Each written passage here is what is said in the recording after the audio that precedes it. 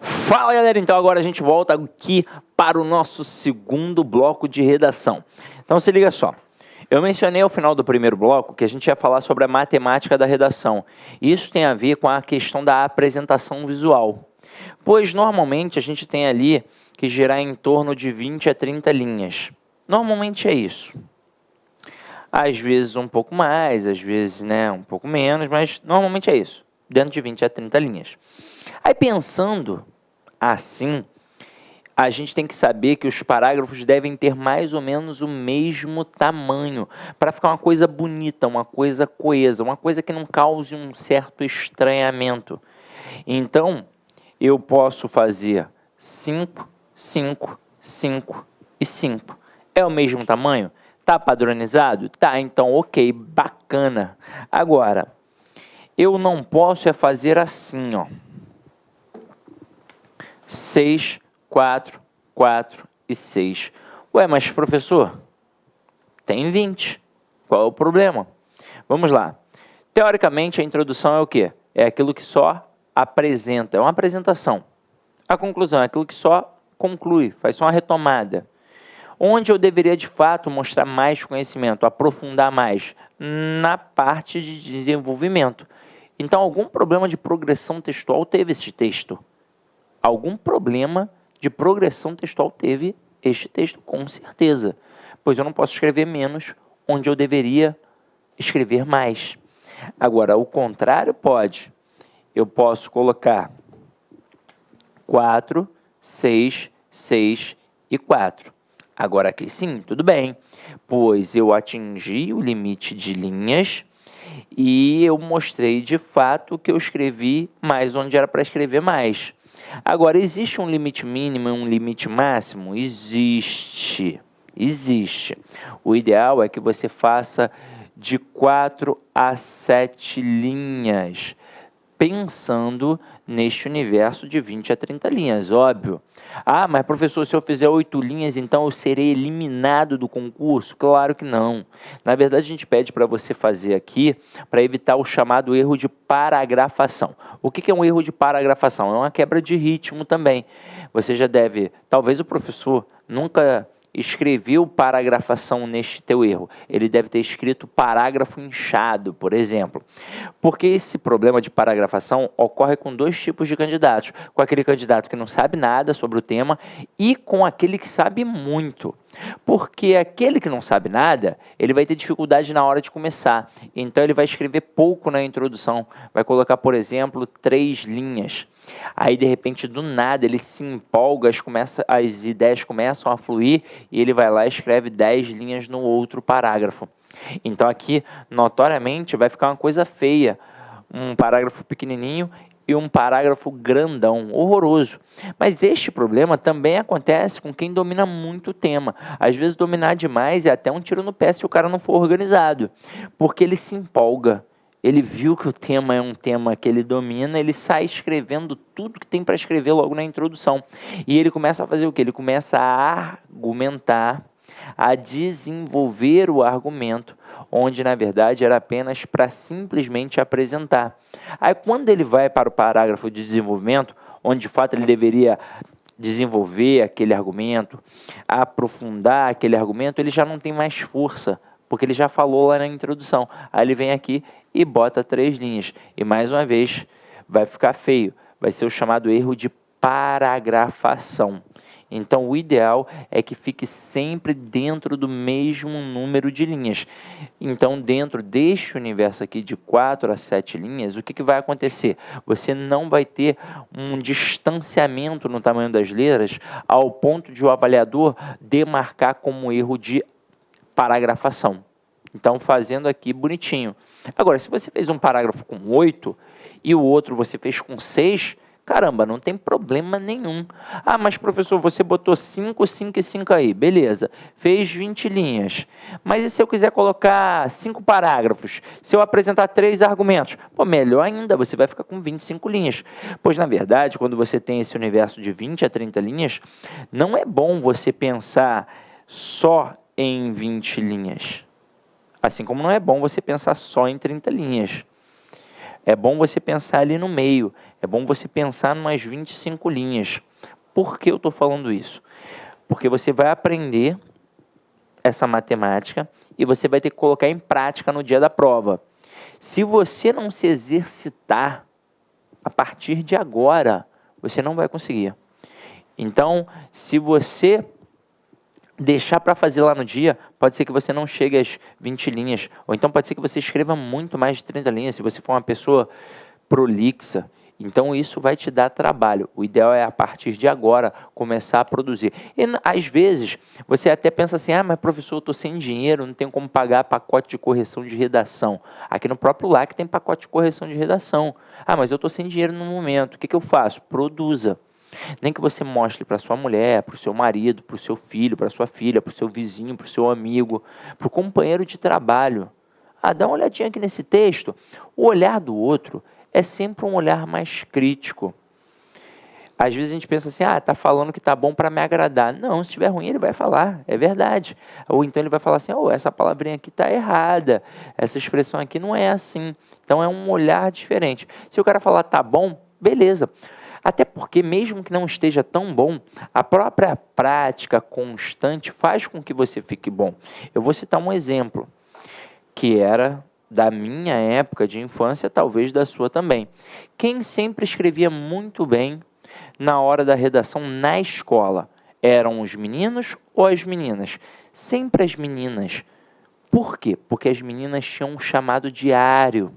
Menino não estava nem aí para nada. Menino queria jogar bola, soltar pipa, peão, jogar bolinha de gude, brincar de pique-pega, chegava todo enlameado com o pé sujo, preto em casa. Era assim, né, nossa infância. Aí a mãe brigando para tomar banho, tu falava, não mãe, já sei que eu sou, né, aquela coisa nojenta, né, moleque é nojento. Aí menina não, menina, toda banhadinha, toda produzida, toda cheirosinha, e ao final da noite, antes de dormir, ficava o quê? Escrevendo no diário. Então, aquele hábito da escrita fazia com que na hora da redação lá na escola, ela mandasse bem. Você pode lembrar, os meninos escreviam um pouquinho, sempre objetivos, e as meninas escreviam textos e textos e textos, na época que tinha o famoso papel de carta, coisa e tal, escreviam pra caramba, e isso facilitava na hora da prova. Então, quando você produz, isso facilita. Agora, na hora que você começar a produzir, pensando dentro deste universo de 20 a 30 linhas, não pense pontualmente 20 linhas não, pois no dia da prova, você pode ficar nervoso, e por mais que você tenha se preparado, você de repente não vai conseguir atingir aquele número 20.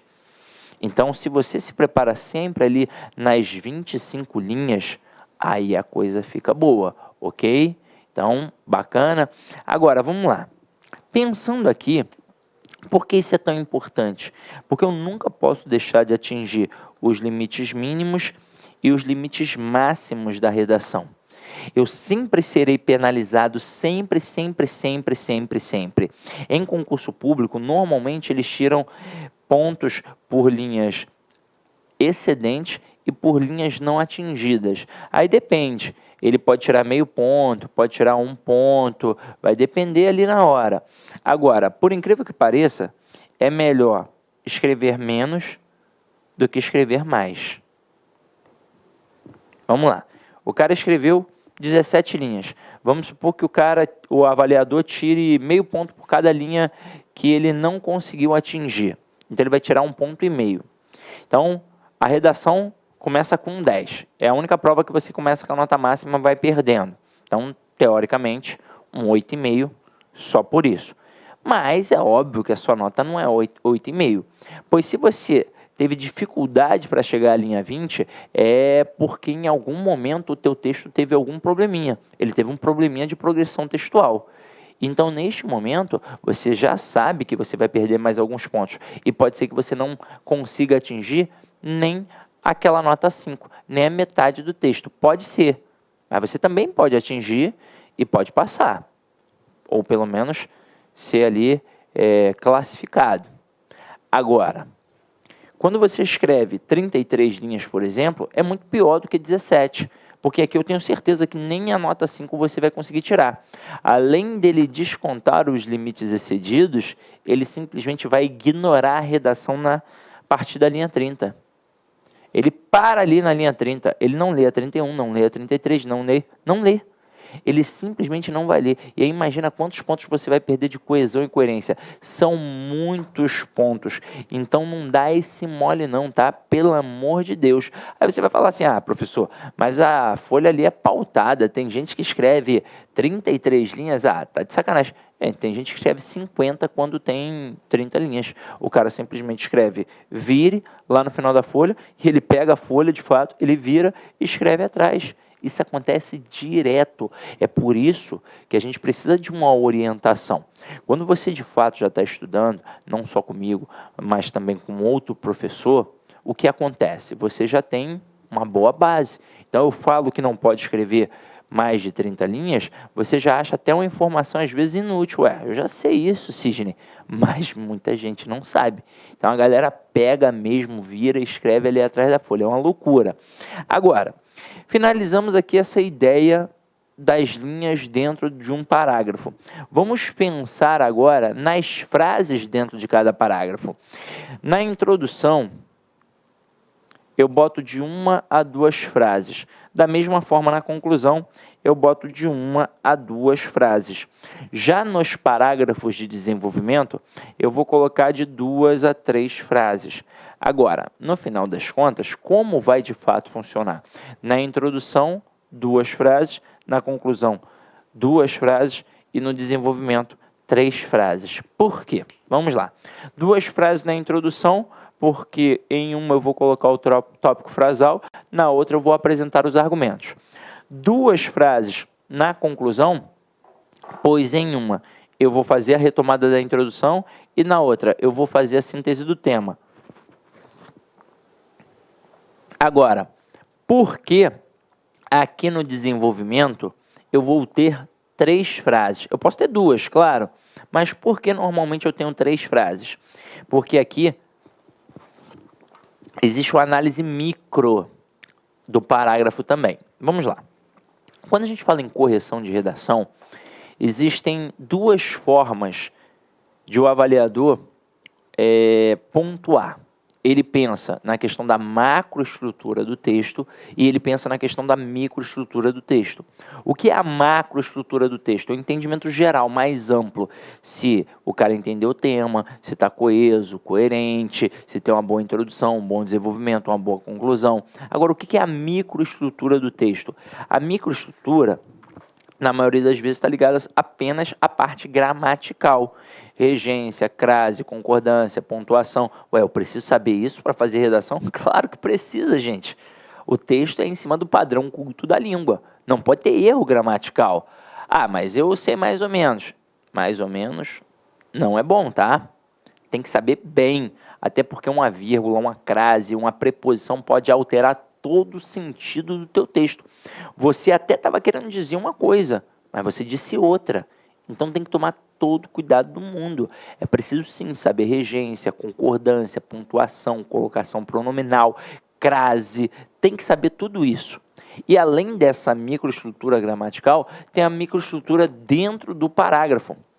Porque dentro dos parágrafos de desenvolvimento, a gente tem essa noção de introdução, desenvolvimento e conclusão. Afinal de contas, o que seria a introdução? Seria o próprio argumento.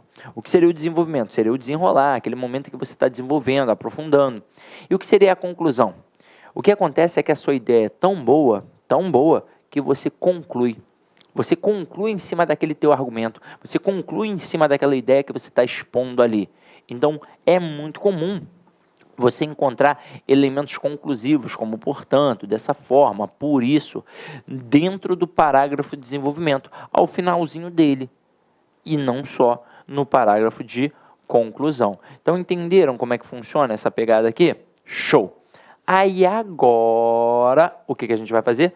Vai botar em prática. Vamos botar em prática. Então, eu vou apagar aqui e a gente vai começar a botar em prática tudo aquilo que a gente já sabe, tá? Então, vamos lá.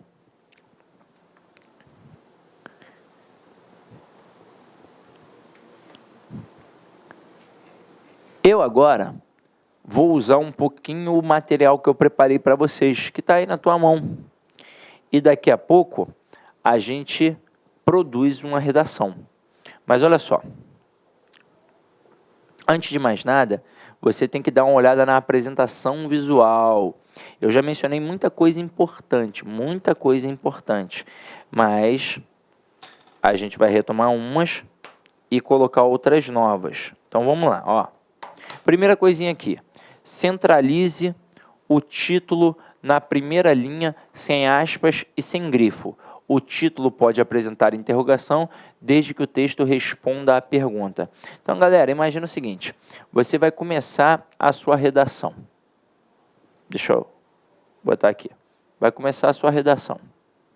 Tá aqui a folha. E ela começa a ser pautada aqui, ó.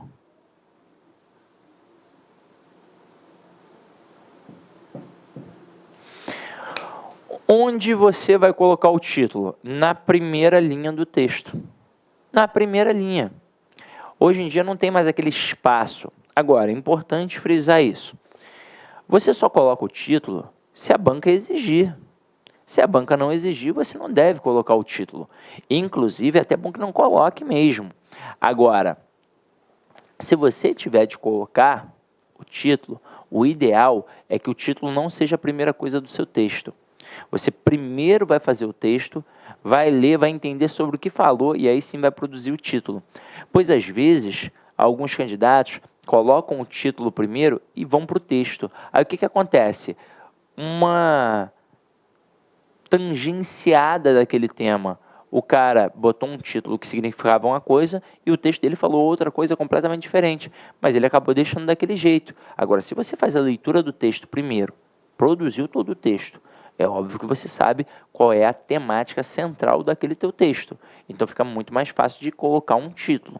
Então, a gente sabe que só precisa colocar o título se exigirem. Se não exigirem, você nem coloca, tá? Agora, se porventura tiver que colocar e você na hora tá ali com branco, teve uma certa dificuldade, o que você faz? Você olha para o tema e não copia o tema, tá? Porque se você copiar o tema direto para o título, você vai ferir o princípio da originalidade. Então você vai pegar e rapidamente, em poucas palavras, você vai colocar um título. Até porque o título, além de ser centralizado, ele tem que ser centralizado, ele só pode ter de 1 a 4 palavras. Olha aí a matemática da redação, voltando de novo. Professor, botei 5 palavras no meu título, vou ser eliminado? Não, né? Pelo amor de Deus. Isso aqui é só para você ter uma tranquilidade e não continuar colocando como se fosse um título barroco. Agora, professor, eu posso destacar o título de outra forma? Não, apenas centralizando. Não pode sublinhar, não pode colocar entre aspas, não pode colocar entre parênteses, nada disso. Professor, ali estava falando do ponto de interrogação. Eu posso fazer pergunta mesmo no título? Pode, você pode fazer pergunta no título, você pode fazer pergunta na introdução, você pode fazer pergunta no desenvolvimento, só deve fazer o quê? Responder. Agora, onde não pode fazer pergunta de jeito nenhum? Na conclusão, pois você não pode deixar para o avaliador responder. Você não está batendo papo com ele, não. Não é diálogo, não. Então, você sempre responde qualquer pergunta que venha colocar, ok? Agora, pensando na questão deste ponto, você deve saber que o título ou vai ser nominal ou vai ser um título verbal. Quando for um título nominal, ele não pode ter ponto. Por exemplo, a gente está falando sobre a juventude brasileira. Aí a gente coloca assim, a juventude, os jovens brasileiros. Os jovens brasileiros. Então, neste momento, não teve verbo. Então, um título apenas nominal. Então, ali, eu não boto ponto. Agora, se eu colocar assim, os jovens estão perdidos. Neste momento, tem verbo, então, obrigatoriamente tem ponto. Que a gente tem o hábito de chamar de ponto final, mas ponto final é só o último ponto do texto. Ok? Belezinha? Então, aqui agora a gente já matou isso.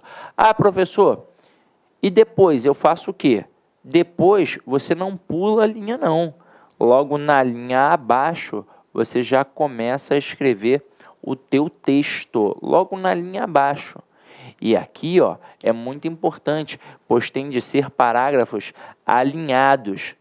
Você não pode colocar um parágrafo aqui, outro aqui, não pode. Tem que ser mais ou menos 2 centímetros de distância.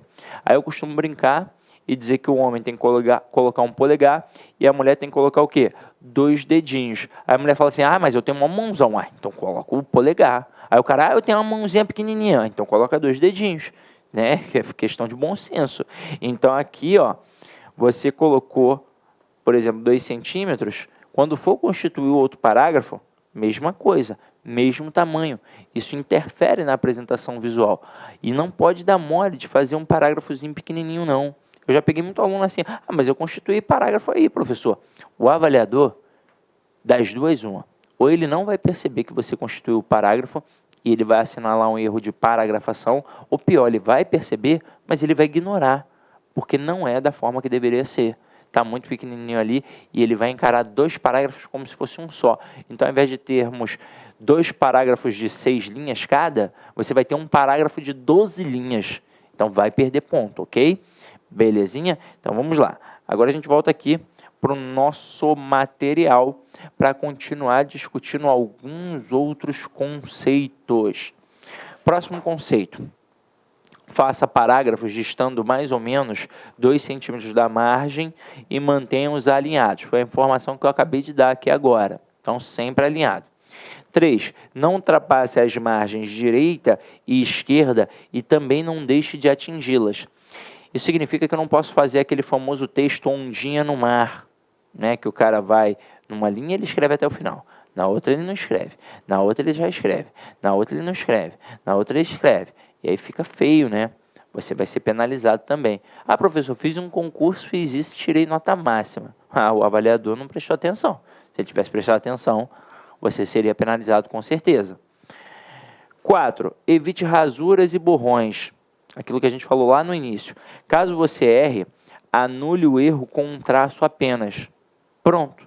Até porque, eu não sei se vocês sabem, esse traço, ele é resquício da máquina de escrever, da máquina datilográfica. A máquina de escrever não era um computador. Hoje em dia, no computador, você escreveu errado, você vai lá, apaga. Tinha como fazer isso na máquina de escrever? Não. Então, você colocava um risco simples para mostrar que estava errado. É por isso que a gente usa hoje também na nossa redação, um facilitador. Agora, 5. Apresente letra legível, tanto de forma quanto cursiva. Isso é importante. Muito aluno pergunta sobre a letra. Professor, a minha letra é de forma. Poxa, não vou conseguir passar na prova, né? Vou ser eliminado. Comprei um caderno de caligrafia aqui, estou tentando escrever letra cursiva, mas minha letra parece uma letra de médico. É horrorosa. Não tem problema. Você só deve produzir uma letra legível. Não importa se é de forma ou se é cursiva. Isso é coisa do passado. Coisa do passado. Talvez um concurso militar ou outro ainda cobre isso. Mas concurso público civil, não. E uma das últimas bancas que cobrou isso foi a ESAF. ESAF. Agora, as outras bancas já não cobram há muito tempo. Então, o camarada não se importa se você vai fazer uma letra de forma. Ele não se importa se a tua letra é um pouco misturada. O ideal é não misturar, né? O ideal vai fazer a letra de forma? Faça a letra de forma. Vai fazer letra cursiva? Faça a letra cursiva. Mas muitas pessoas misturam. Então, às vezes, a palavra ela até tá com a letra cursiva, que é aquela famosa letrinha que dá a mãozinha para outra. Mas a primeira letra ele botou maiúscula. Perdão, botou letra de forma. Ou então lá no meio, porque o A o cara só consegue fazer como se fosse de forma. O L o cara só consegue fazer como se fosse de forma. O resto cursiva. Não tem problema. Tá legível? Tá legível. Então, ok, Brasil, vai adiante. O cara não quer nem saber. Ele quer ler o texto. Agora, é importante diferenciar bem as maiúsculas das minúsculas, tanto na cursiva quanto na de forma. Só que a de forma torna esse processo mais difícil. Afinal de contas, parece que todas elas têm mais ou menos o quê? O mesmo tamanho. Mas, nesse momento, você vai ser esperto e a sua primeira letra ali no período vai ser sempre maior que as outras. E aí vai demonstrar que é uma letra maiúscula, ok? Agora, a gente já falou sobre isso também, ó. Evite exceder o número de linhas pautadas ou pedidas como limites máximos e mínimos. Só que agora eu vou ser mais radical. Você já sabe que é algo ruim. Então não evite não. Simplesmente não faça. Jamais deixe de atingir as linhas exigidas e jamais ultrapasse as linhas exigidas. Jamais. Então sempre faça dentro do limite de linhas. 8. Escreva apenas com caneta preta. Detalhe, aqui eu nem tenho a caneta para te mostrar. Não pode ser qualquer caneta, tem que ser aquela caneta Bic com um cano transparente. Se não for assim, o camarada vai te eliminar. O rascunho ou o esboço das ideias podem ser feitos a lápis e rasurados. O texto não será corrigido em caso de utilização de lápis ou caneta vermelha, verde, etc., na redação definitiva. E isso serve até para uma organização antes da prova, pré-prova. O concurseiro precisa ser organizado. E a gente sabe que brasileiro nem sempre é organizado. A gente deixa tudo para a última hora. Tem um aulão de véspera. Pô, mas um aulão de véspera de um concurso é extremamente concorrido. Mas o cara não faz inscrição. Ele deixa para fazer a inscrição no dia. Aí, o que acontece às vezes? Ele perde o aulão. Porque ele deixou para fazer no dia. Mas isso é em tudo na nossa vida. Aí o cara vai fazer um concurso. É o concurso mais esperado da vida dele.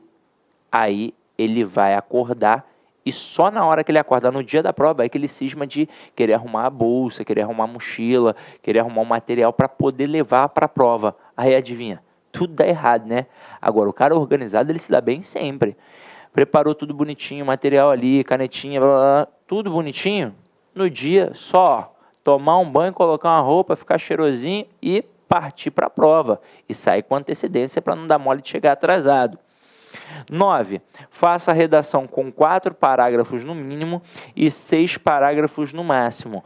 O ideal é que o texto tenha 5 parágrafos. Só que aqui eu vou ser mais flexível com você. Não é a questão de ideal. Eu, por exemplo, particularmente, pensando no universo de 20 a 30 linhas, jamais vou pensar em 6 parágrafos. Jamais. Eu vou pensar em 4 ou 5, porque eu quero, terminar a redação. Agora, isso vai depender do tamanho da tua letra, porque cada um tem um tamanho de letra. Se a tua letra é uma letra média, beleza, você faz 4, 5 parágrafos, Brasil.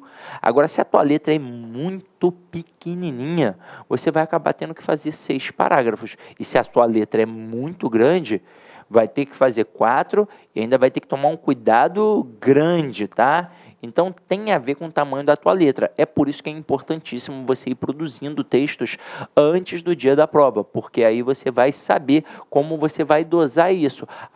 Para mim o ideal 4 parágrafos, para mim o ideal 5 parágrafos, para mim o ideal 6 parágrafos, porque vai depender da sua própria individualidade, ok? Do tamanho da tua letra. E aí, se você quiser até modificar, você passa a modificar produzindo. Agora, a gente vai pegar o que a gente deve evitar numa dissertação, tá?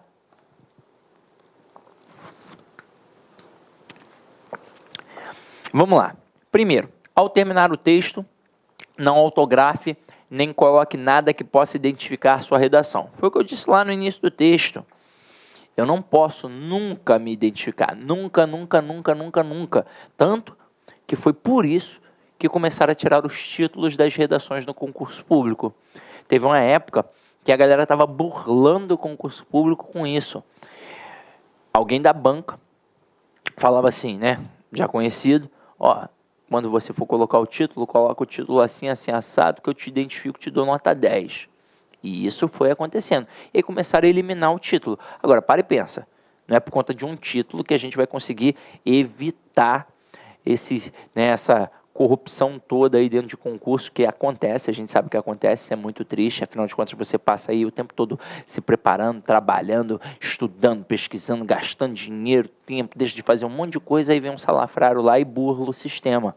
mas para nossa sorte, cada vez mais estão pegando ali firme. Tomara que um dia isso acabe aqui no nosso país. Agora, 2. Prefiro usar palavras de língua portuguesa a estrangeirismos. Porra, mal sei o português, vou ficar inventando moda? Então, pelo amor de Deus, tá? Agora, essa 3 é muito importante. Não use chavões, provérbios, ditos populares ou frases feitas. Galera, isso aqui é muito importante. O que é um chavão? Chavão é aquela estrutura que já virou clichê, por exemplo. Já virou clichê. Clichê. Então, todo mundo usa aquilo. Então, você evita. Pois aquilo fere o princípio da originalidade. E quanto mais original o teu texto, mais lá em cima é a tua nota. Provérbios ditos populares, aquelas famosas frases de bolé de caminhão.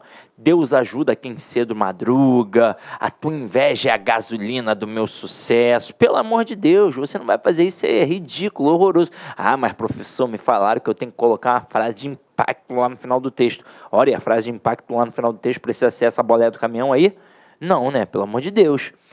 E as famosas frases feitas também. Então, gente, foi por isso que lá no início da aula eu falei sobre aqueles vídeos das 50 citações de não sei o quê. Gente, se não for bem colocado, não vai adiantar de nada. Não vai adiantar de nada. Então tem que tomar cuidado. Vai ser uma citação válida? Tem a ver com o conteúdo do teu texto? Então, beleza, você faz a citação. Agora, se for besteira, pelo amor de Deus. Agora, quando a gente pensa em chavões, existem alguns chavões que foram aprendidos na escola para iniciar um texto. Por exemplo, o que é mais difícil para execução de um texto? É o próprio começar. Então a criançada não tinha a facilidade, era difícil, aí a professora ficava desesperada ali, não, mas filho, vai lá, empurra, escreve qualquer coisa. Aí a tia teve uma excelente ideia. Ela pediu para a criança colocar um adjunto adverbial temporal deslocado. Claro que ela não falou assim, óbvio. Ela pediu para a criança colocar ali um hoje em dia, um atualmente. Mas aí você para e pensa, isso foi ensinado em todas as escolas do Brasil, milhões de pessoas escrevem assim. Virou, obviamente, um clichê. Fora que ainda é o quê? É redundante. Redundante. Ora, se você vai fazer uma redação sobre a atualidade, claro que você vai falar sobre hoje em dia. Claro que você vai falar sobre atualmente. Então, é redundante. Mas tem outras estruturas que acabaram ficando também estranhas. Viraram clichês. Quando a gente pega o livro, o melhor livro que tem hoje para produção textual é o livro do Otto Morci Garcia, é um livro chamado Comunicação em Prosa Moderna. Então ali você vai aprendendo alguns bizuzinhos, algumas coisas importantes para fazer uma monografia, para fazer uma tese, para fazer uma dissertação. E lá ele fala das formas para começar o título, para começar, a introdução, como é notório que, comenta-se que, é sabido que, sabe-se que, e por aí vai. Gente, se você parar para pensar, há 10 anos, isso era maravilhoso. Era uma forma de diferenciar daquele hoje em dia, daquele atualmente, ficava bonito, garboso, dava uma sustentação no teu texto. Mas hoje em dia, já virou clichê, já virou um chavão também. Então, já era. Aí você tem lá um texto todo simples, aí coloca na introdução, é notório que a gente ensinava assim, todo professor de português ensinava assim. Agora, o que você vai fazer? O ideal é não ter. Agora, claro, botei, Sidney, botei sabe-se que, botei é notório que, tô ferrado, vou perder ponto, vou ser eliminado? Claro que não, gente, não vai acontecer nada disso. Mas a correção da redação do concurso público é uma correção subjetiva. Então, por exemplo, você tem o teu concorrente ali, ele tem o mesmo nível de escrita que o seu. Aí, por algum motivo, e nível bom, por algum motivo você tirou 9 e ele tirou 10. Caramba, o que fez você tirar 9? Foi o olhar do avaliador que não gostou daquelas estruturas já clichês, daquelas estruturas chaves que todo mundo utiliza. Então ele olhou, narizinho torcido. E aí o outro que foi bem original, mesma ideia, mesma pegada. A tua poderia ter sido 10 também. Ou a dele poderia ter sido 9. Mas o fato de o teu concorrente ter sido original, utilizado menos clichês, fez com que a nota dele fosse considerada ali subjetivamente um pouquinho melhor que a sua. Até porque pensar em meio ponto, em um ponto, isso é uma coisa muito subjetiva. Assim, quando são 2, 3, aí sim, já é... Mas perder meio ponto, perder um ponto, é muito subjetivo. Então, você vai evitar. Mas, professor, eu não consigo. Eu começo a escrever o texto e não sai nada se eu não colocar uma estrutura dessa. Se eu não tacar ali um é notório que, um comenta-se que, eu não consigo simplesmente escrever. Aí, qual é a dica que eu te dou? Você vai fazer isso no rascunho. Vai terminar o texto. Vai ver. Está dentro, tranquilo, do limite ali de linhas? Está dentro, tranquilo? Então, beleza. O que você vai fazer na hora de passar limpo? Você vai tirar. Por exemplo, você precisa, por um acaso, colocar é notório que o Brasil atravessa uma crise política? Claro que não. Claro que não. Você pode simplesmente dizer o Brasil atravessa uma crise política. Você não disse a mesma coisa? Disse. E ficou mais original. Então, você já pode, simplesmente começando, colocar o teu tópico frasal pronto e acabou, ok? Agora, quarta informação. Jamais use a primeira pessoa do singular. Então, quando você vai utilizar a pessoa do discurso, você não pode utilizar a primeira pessoa do singular, como a gente já falou. Você não pode se incluir de forma direta. Não pode falar eu acho, eu penso, na minha opinião, sei lá. Não pode, de jeito nenhum. Aí o que você vai poder então? Ou primeira pessoa do plural ou terceira pessoa do singular. Como assim primeira pessoa do plural? Observamos, analisamos, percebemos. Mas, Sidney, não posso falar em primeira pessoa do singular, porque é uma inclusão direta. A primeira pessoa do plural é uma inclusão indireta. E por que a gente pode fazer? Normalmente são temas sociais, né? E aí, ou então, mesmo que seja um tema filosófico, que trabalha a tua individualidade, é algo pertinente ao contexto social, coletivo também. Você não vai falar só de você, não é uma biografia. Então, neste momento, você é um cidadão. E por ser um cidadão, você pode se incluir de forma indireta. Agora, o ideal sempre é falar em terceira pessoa do singular. É o ideal. Até porque eu não sei qual é o nível daquele corretor. Eu não sei se aquele corretor da redação ele foi extremamente preparado para saber que você pode utilizar as duas formas. Agora, mesmo sabendo isso, ou é uma ou é outra, tá? Não pode começar com primeira pessoa do plural no primeiro parágrafo, no segundo parágrafo já colocar a terceira pessoa do singular e ficar intercalando. Isso não pode fazer de jeito nenhum. Ou você escolhe a primeira pessoa do plural no início do texto e vai até o fim, ou escolhe a terceira pessoa do singular no início e vai até o fim. E a dica de amigo que eu te dou, a gente não sabe que tipo de avaliador pode ter ali. Então, não se mexe em time que está ganhando. Então, de preferência, você vai escrever na terceira pessoa do singular. Observa, se analisa, se percebe, se por aí vai, ok? Agora, quinta informação aqui. Evite usar palavras como coisa e algo por terem sentido vago. Prefira elemento, fator, tópico, índice e item. E por aí vai. Agora, muito importante é falar sobre a palavra coisa. Esta é a pior. Quando o avaliador bate o olho numa redação de 30 linhas, você pode, uma única vez, ter escrito a palavra coisa. Eu não sei o que é que acontece com o nosso olhar. O primeiro elemento que a gente vai enxergar é a palavra coisa. Mas é o primeiro. Tem ali várias palavras. A primeira palavra que eu vou enxergar vai ser a palavra coisa.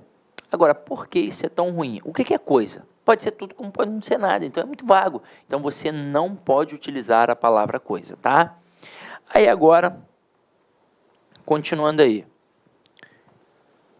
Repetir muitas vezes as mesmas palavras empobrece o texto. Lance mão de sinônimos e expressões que representem a ideia em questão. Então é importante a gente dar uma olhadinha como é que funciona a coesão textual para poder brincar com isso, tá? 7. Só cite exemplos de domínio público sem narrar seu desenrolar e faça uma breve menção. Vamos lá, vamos entender isso. Eu posso falar, por exemplo, do Fernando Henrique Cardoso, da Dilma, do Lula, do Temer, do Aécio, do, sei lá, do Eduardo Paes, do Crivella, do Bolsonaro. Eu posso falar sobre todo mundo. E se eu quiser falar da Ivete Sangalo, se eu quiser falar do Luciano Huck, se eu quiser falar da Anitta, eu posso falar? Pode. Pode falar de todo mundo. Mas você só vai falar sobre estas pessoas que são conhecidas publicamente. E detalhe, é uma breve menção, tem que ser uma coisa rápida, porque se você ficar desenrolando, você vai fugir da estrutura dissertativa para a estrutura narrativa. Então você vai, obviamente, perder ponto. Agora, o que você jamais pode fazer? Falar sobre uma pessoa desconhecida, tá? Não pode. Professor, eu cismei de falar do senhor. Vou falar do Sidney Martins. Irmão, não faz isso não, pelo amor de Deus. Eu não sou uma pessoa pública. Mas você tem vídeo no YouTube. Mas eu não sou o Luciano Huck. Eu não sou o Fernando Collor de Mello, graças a Deus. Eu não sou o Lula, né? Eu não sou nenhum desses caras. Então, o que vai acontecer? Eu não sou uma pessoa conhecida, né, num nível nacional ou num nível mundial. Então, não pode fazer isso. Você não pode falar sobre alguém que seja desconhecido. Eu lembro uma vez, eu corrigi a redação, corrigi muita redação de concurso já. Aí, era uma redação para a Petrobras e uma senhora, a ideia dela foi falar de profissões que eram boas financeiramente, mas que psicologicamente acabavam com a vida da pessoa. E ela citou o filho de uma vizinha que trabalhava na plataforma P16, não vou esquecer isso nunca. Aí a pessoa dizia que o rapaz trabalhava 15 dias na plataforma e 15 dias em casa. E quando ele estava 15 dias na plataforma, a namorada dele ficava traindo com o menino da academia. A intenção foi essa, foi mostrar que, ele saía, se afastava, então aquilo trouxe algo ruim para ele. Mas, pelo amor de Deus, né? Ninguém quer saber isso. Então, uma redação eliminada. Pronto. Agora, continuando aqui, ó. Evite... 8. A emoção não pode perpassar nem mesmo no adjetivo empregado no texto. Atenção à imparcialidade.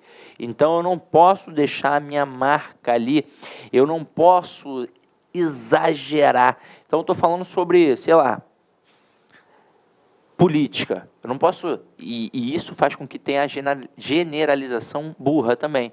Eu chegar e falar que todo político é corrupto, logo deve queimar no fogo do inferno.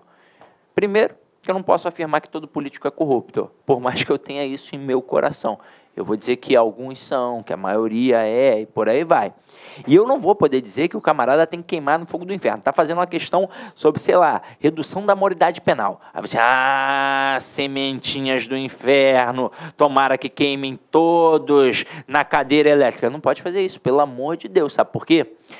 Porque você vai ferir alguns conceitos de direitos humanos e você vai deixar perpassar a questão do teu preconceito. Se existe um texto que demonstra o nosso preconceito, é a dissertação. Inclusive, este tipo de redação não é cobrado só no concurso público, é cobrado também nas esferas, nas empresas privadas. Afinal de contas, ali o cara consegue traçar o teu perfil patológico, consegue saber se você é um psicopata, se você é racista, se você é homofóbico, se você é misógino, esse tipo de coisa. Consegue só com a escrita. Você demonstra, de fato, o teu interior. Você pode não falar, você pode não externalizar oralmente, mas quando vai escrever, você deixa perpassar, você deixa externalizar. Então, aquilo dali pode sim te eliminar do concurso, não é nem só perder ponto não, pode te eliminar. Então, muito cuidado, a gente tem que respeitar no texto. Mas eu não concordo, então, irmão, deixa quieto, deixa para aquela discussão no bar, tomando uma cerveja, ou então de família, mas na redação do concurso público, polidez total, seja educado. 9. Evite o uso de etc. e jamais abrevie palavras. Sabe por quê? Porque o etc., ele é uma abreviação. Ele é uma abreviação latina da palavra, da expressão, né? Etc. ou etc. Que significa entre outros. Então, ao invés de colocar um etc., você coloca um entre outros. Ah, mas eu vejo direto aí o etc. na gramática, eu vejo o etc. num jornal. Por que eu não posso? Porque cada tipo de texto tem um contrato de comunicação. E no teu não pode ter abreviação. E o etc. é uma abreviação. Então, você, se tiver necessidade, você vai colocar entre outros, entre outras. É se tiver, porque às vezes nem tem a necessidade. Por exemplo, você foi à feira e comprou banana e abacate. Só isso que você comprou. Você vai colocar o etc.? Não, né? Agora, você comprou banana, abacate, melancia e comprou mais uma porrada de fruta. Aí você, etc. Aí, nesse momento, você não pode botar o etc. Então, você vai botar entre outras frutas. Entendeu como é que é a pegada? Bem mais fácil do que a gente imagina. E agora, para finalizar aqui, o 10º mandamento. Então, esse último aqui, ó, o 10º mandamento, não analisar assuntos polêmicos sob apenas um dos lados da questão é importante. Afinal de contas, quando a gente pega um tema que é batido para todo mundo e aceito por todo mundo, aí vai. Você normalmente vai colocar uma ideia e vai sustentar com argumentos. Mas alguns temas são extremamente polêmicos, como pena de morte, aborto, eutanásia, redução da maioridade penal, legalização das drogas. Então, tudo isso é muito polêmico. Então, não dá só para você analisar sobre um ângulo. Vamos supor, você concorda com a legalização das drogas. Então, para você, isso é o certo. Aí você o tempo todo só fica aí, ó, como se você fosse super inteligente e todos os outros que pensassem o contrário fossem burros. Agora, você é contra a legalização das drogas. Aí você pensa da mesma forma. Você é o super inteligente e todos os outros que pensam o contrário são burros. Nesse momento você vai se estrepar. Pois se o tema é polêmico, ele não é polêmico à toa. É porque tem o lado positivo e tem um lado negativo. Tem os prós e os contras. Então você precisa apresentar os prós e os contras. Não dá só para ir num caminho. Você tem que mostrar os dois lados da moeda. Isso, inclusive, vai mostrar que você tem conhecimento de mundo, que você é uma pessoa sensata, que você sabe refletir e por aí vai, tá? Agora, eu vou produzir com vocês um pouquinho. Então, a gente vai trabalhar alguns temas como educação, segurança pública, vou pegar um tema polêmico, como, por exemplo, o aborto, e a gente vai produzir aqui. Chegou a hora, então vamos lá. Vou pegar um tema como a questão da violência. Sei lá, segurança pública. O tema vai ser segurança pública. Aí o cara vai colocar lá um texto motivador, vai falar sobre a questão dos assaltos, do tráfico de drogas, da violência urbana, um monte de coisa. Naquele momento, o que acontece? O texto motivador, ele serve para te dar uma norteada. Serve. Às vezes você domina tão bem o tema que ele não vai servir para nada. Mas se você não dominar tão bem assim, ele vai te dar um norte. E você vai tirar algumas ideias dali, obviamente. Às vezes você não domina nada daquele tema. Você pode tirar o teu tópico frasal do texto motivador. Ué, mas não vai ferir o princípio da originalidade? Não é copiar e colocar ali, não. É, em uma frase, você conseguir resumir o que tem ali naquele texto motivador. Ah, Sidney, mas isso é muito difícil, não vou conseguir não. Claro que consegue. Você, às vezes, não está vendo um filme ou lendo um jornal, aí o teu amigo ou a tua esposa, sei lá, teu marido pergunta, cara, o que você está fazendo aí? Em uma frase, você não consegue resumir aquilo que você está fazendo? Então, isso é um tópico frasal. Então, beleza. Aí a gente vai falar agora sobre segurança pública. Aí eu tenho aqui, ó, o espaço para a minha redação. Beleza, tem aqui o espacinho. O que eu já mencionei com vocês? Para começar a redação, eu não preciso de nenhum elemento introdutório, não preciso. O único parágrafo que de fato precisa ter um elemento ali imprescindivelmente, é o parágrafo de conclusão, pois ele exige um elemento conclusivo. Agora, os outros não precisam. Então, não preciso começar com nada aqui. Eu posso, de fato, já colocar o meu tópico frasal. Então, já que a gente vai falar sobre segurança pública, eu posso colocar assim, ó, o Brasil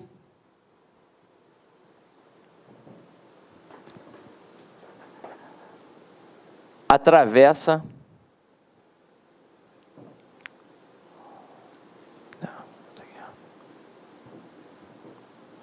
uma... Deixa eu botar aqui assim, para ficar, né, como se fosse a primeira linha mesmo. Ó. Uma grave crise na área da segurança pública.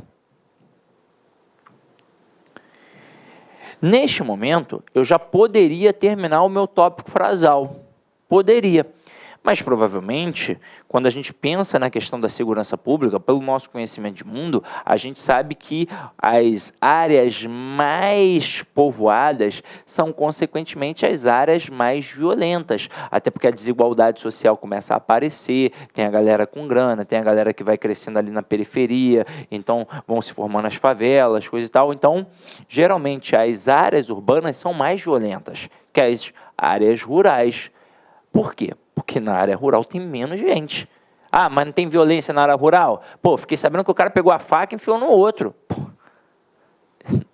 nem se compara a um grande centro urbano, né?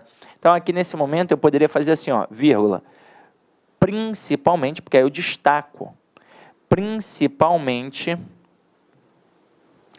nos grandes centros urbanos. Aí agora sim, eu fiz uma introdução ótima. Ótima, ótima, ótima, ótima. Agora, depois de uma introdução como esta, o que eu preciso fazer? Eu preciso apresentar os argumentos. E agora, nesse momento, é bom utilizar uma expressão que seja coesiva, que marque esta passagem do tópico frasal para os argumentos. Tem várias também citadas no livro do Otto Moacir Garcia. Dentre tantos fatores, a gente tem, podemos levar em consideração os aspectos citados, duas hipóteses podem ser apontadas para tal fato. Então, vai depender, você é que vai utilizar, você pode inclusive ficar treinando. Então, eu boto assim, ó. Dentre tantos fatores relevantes, vírgula, destacam-se dois pontos. Então, nesse momento, se liga só. É difícil escrever onde não está pautado. Se liga só. Nesse momento, o que eu fiz aqui? Eu mantive uma base para poder apresentar o argumento com tranquilidade e para anunciar para o avaliador que eu estou apresentando o argumento para poder sustentar aquela minha ideia. E aí, nesse momento, você vai perceber que aqui apareceram algumas pontuações. Essa vírgula aqui ela é obrigatória porque ela marca um elemento deslocado. Já esses dois pontos, eles são facultativos, mas eu vou colocá-los para mostrar para o avaliador que eu tenho noção de pontuação, então é válido. Agora, por que o verbo está no plural? Porque eu vou apresentar pelo menos 2 argumentos, 3 argumentos, eu não vou apresentar só um argumento, então por isso o verbo está no plural. Aí nesse momento, pensando na questão da segurança pública, na violência, eu posso facilmente colocar aqui, ó, o tráfico de drogas,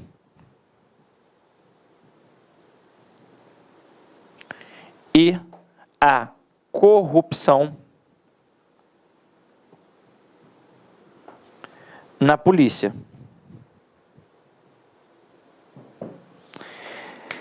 Neste momento, eu ouso dizer que eu já acabei a redação.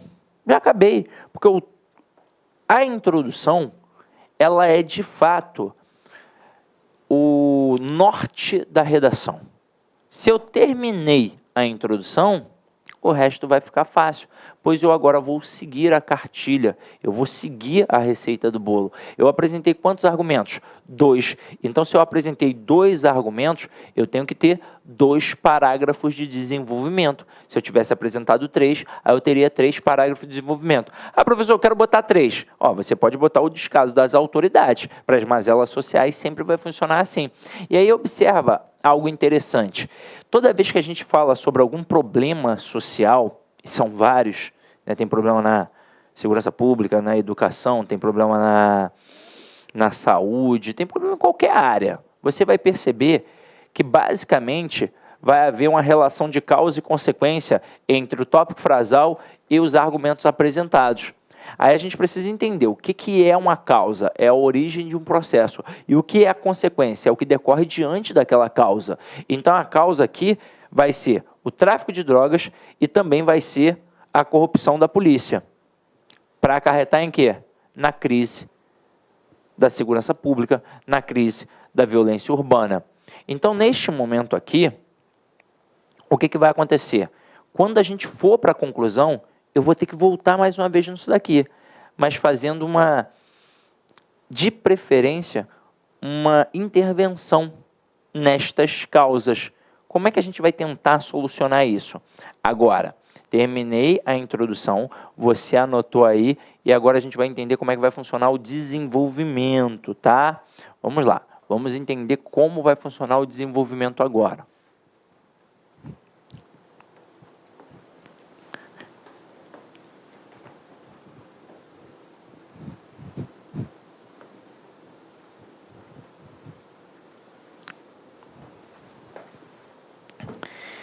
Eu coloquei aqui 2 argumentos.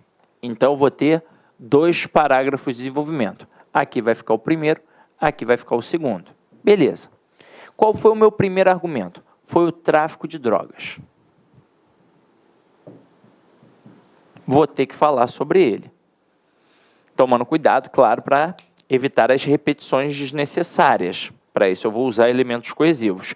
Ah, professor, eu vi aquela novela do Theo e da Morena, na época que passou, o Salve Jorge, e lá tinha tráfico de pessoas. Posso falar sobre tráfico de pessoas? Pode. Pode fazer uma analogia ali, uma conexão. Você não pode deixar de falar sobre o tráfico de drogas, porque foi o argumento apresentado. Se você apresentou o argumento e não fala sobre ele, acabou. Já era.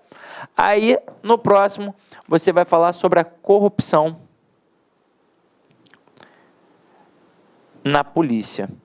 Ah, mas professor, isso é muito perigoso. Eu vou falar sobre a corrupção na polícia? Ah, não sei não. Estou fazendo uma prova aí para ser servidor público. É muito complicado, né? Falar mal aí da instituição. Gente, eu não estou dizendo que o policial é corrupto, todos os policiais. Estou falando que tem corrupção na polícia. Até porque a polícia é uma esfera de poder. E tem corrupção em qualquer esfera de poder. Tem corrupção na igreja, não vai ter na polícia? Então é óbvio que tem. Ah, professor, na época das eleições eu trabalhei de cabo eleitoral para um político aí. E ele me colocou no sinal, né, de trânsito lá para ficar balançando a bandeirinha. E ele me deu um cargo lá na Alerj, ó, que bacana.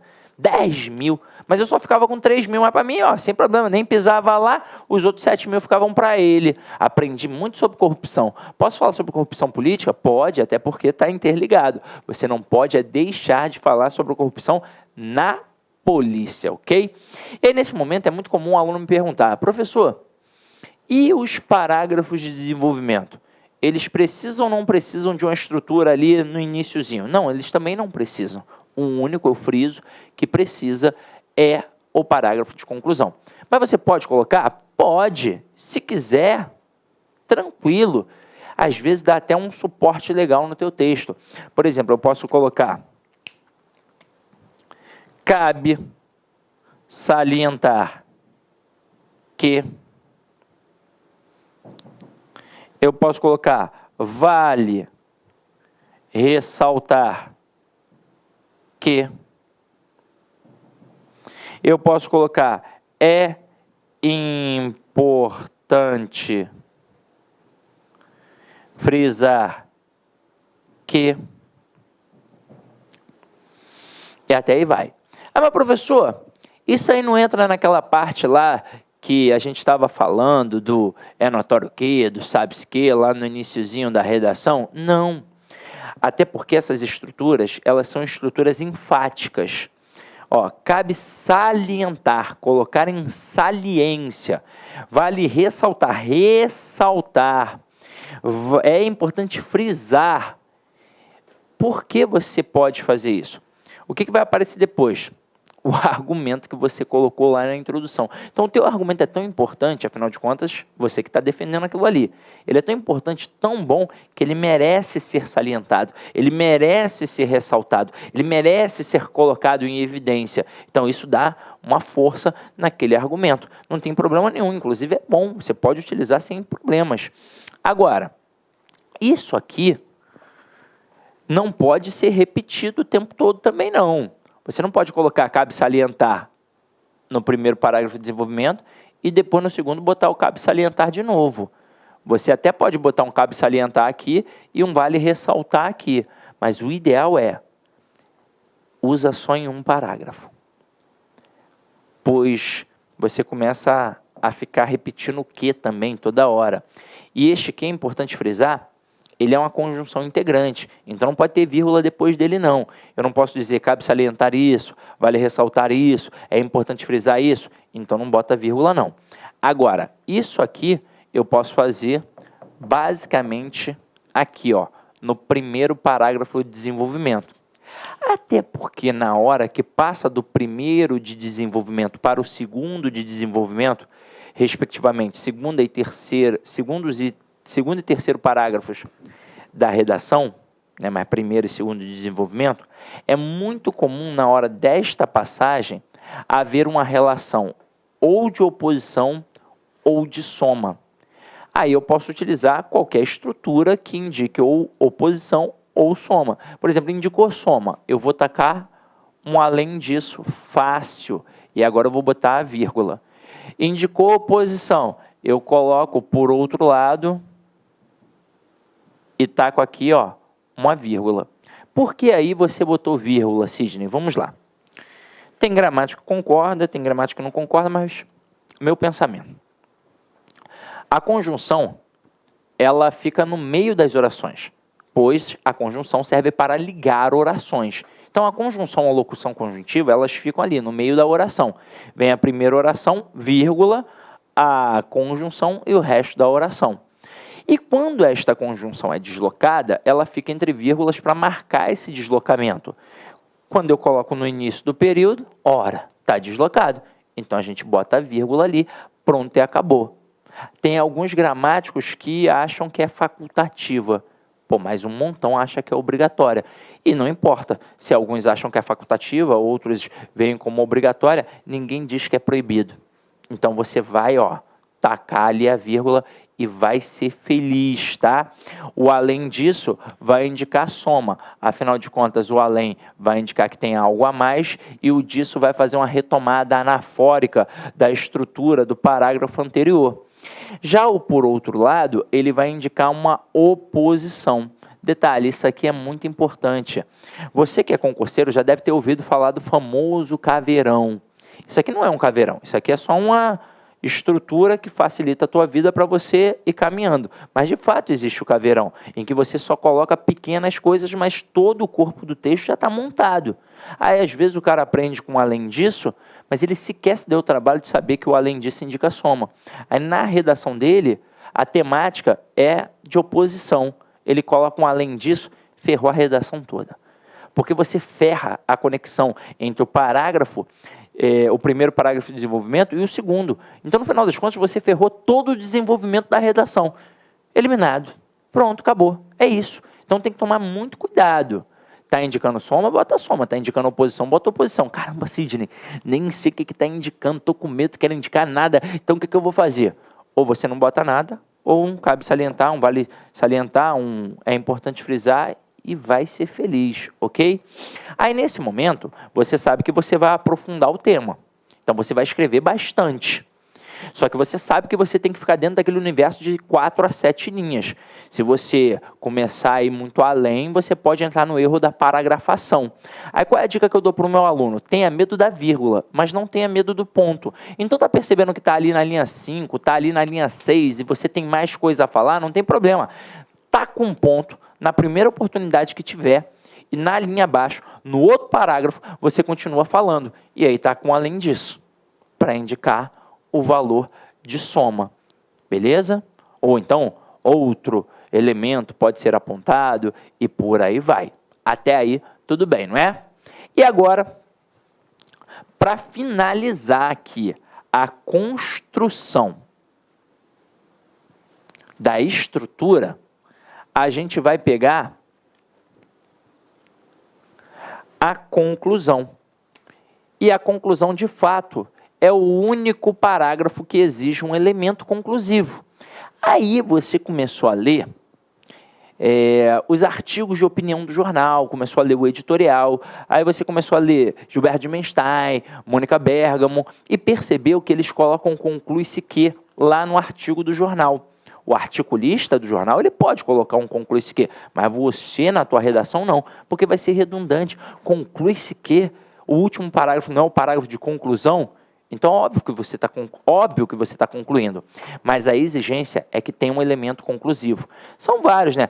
Portanto, dessa forma, em vista dos argumentos mencionados, diante do exposto, enfim, logo, vários. Então eu posso fazer assim, ó. Portanto, vírgula, dessa forma, vírgula, em vista dos argumentos mencionados, vírgula. Eu até brinco com os meus alunos, dizendo assim, ó, tá vendo que vai, talvez, passar da linha 30? Bota portanto. Tá ali tranquilo, 23, 24, 25? Bota dessa forma. Tá difícil para chegar à linha 20? Em vista dos argumentos mencionados. Tem outros muito piores. Tem, levando-se em consideração a epígrafe acima. Agora, posso inventar? Posso. Inventar não, mas é um criar com sentido.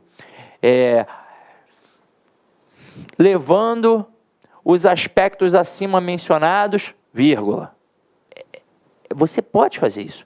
Isso demonstra que você conclui em cima daquilo tudo que foi escrito, em cima daquilo tudo que foi mencionado. Essa é a pegada.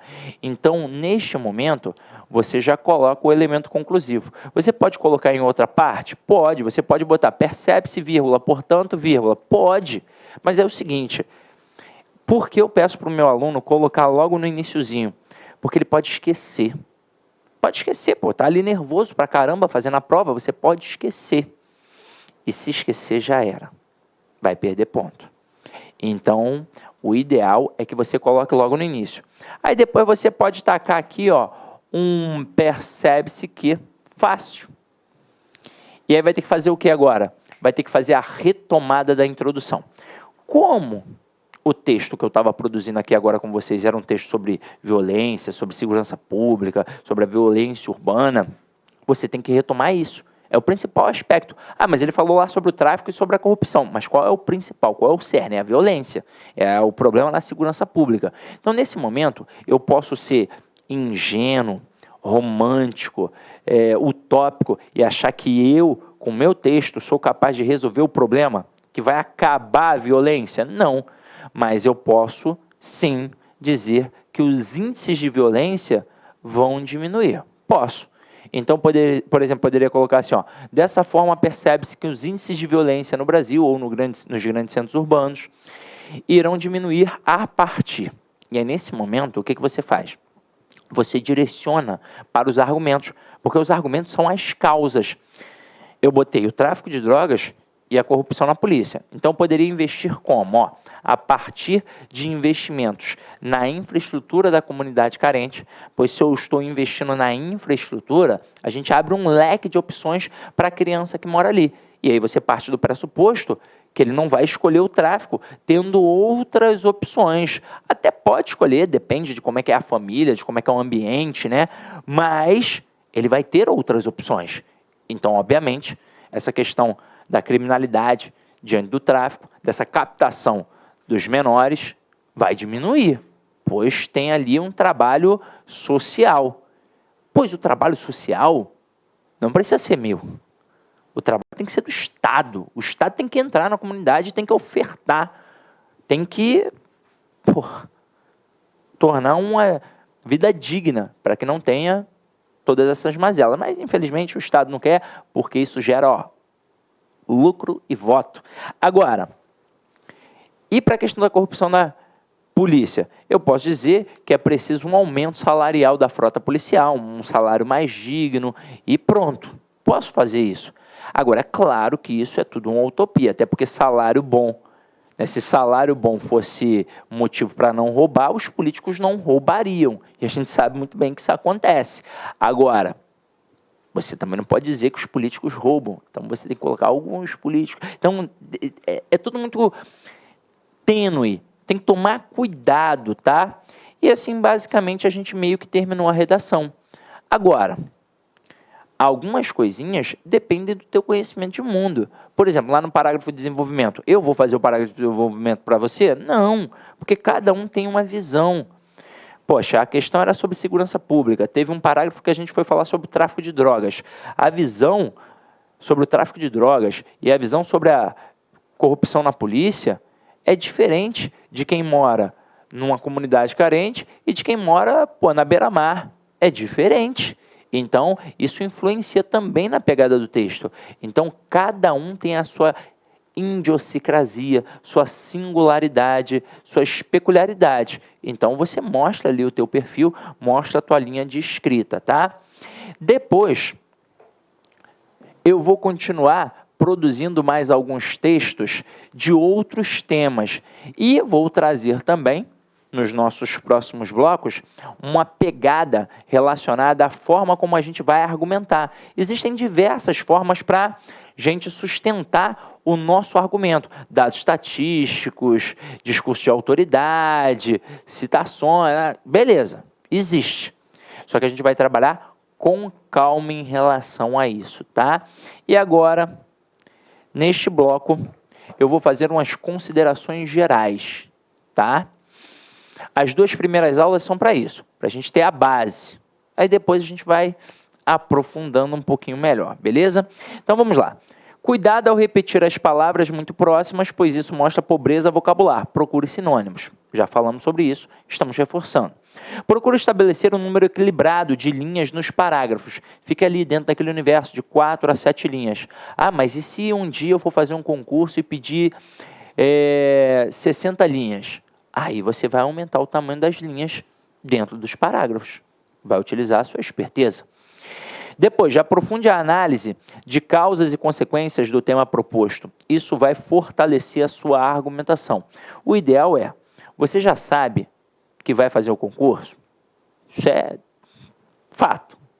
Ou então você não estaria aqui estudando. Então você sabe que tem alguns temas que podem cair na prova. Mas você não precisa se desesperar, sabe, pensando assim, meu Deus, mas qual é o tema específico? Não, estude sobre tudo. Estude sobre política, sobre religião, sobre família, sobre segurança pública, sobre saúde, sobre educação. Fique antenado sobre essas situações. Estude de fato, lê alguma coisinha ou outra para ficar, ali bem embasado. E é isso. E agora, galera, para finalizar, como de hábito, sempre em minhas aulas, uma mensagem aí bacana para vocês. Você não é derrotado quando perde, você é derrotado quando desiste. Então, às vezes, você faz um concurso público e não logra êxito, não passa. Não tem problema, não é o fim do mundo. Até porque concurso público você não faz para passar, você faz até passar. Concurso público é para quem é chato, é para quem é obstinado, é para quem é persistente. A vitória é para o persistente. Esse é que ganha. Então, com certeza, você ficou mais maduro e uma hora tua estrela vai brilhar, tá?